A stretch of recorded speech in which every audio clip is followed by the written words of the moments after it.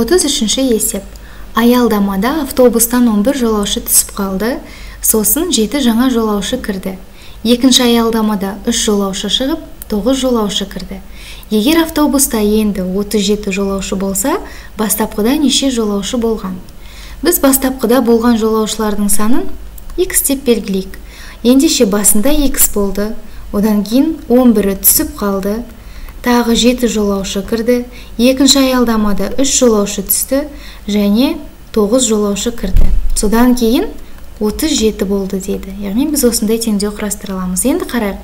Мұнда 11 азайтылып тұр және 3 азайтылып тұр.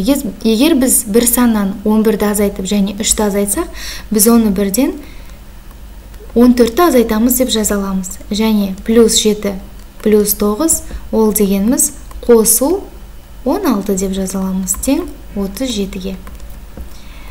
X, егер біз былай жазсақ, плюс 16 минус 14 тең 37 деп орындарын ауыстырып жазсақ, онда біз көріп тұрмыз, 16-дан 14-ті азайтсақ, ол 2-ге тең болады.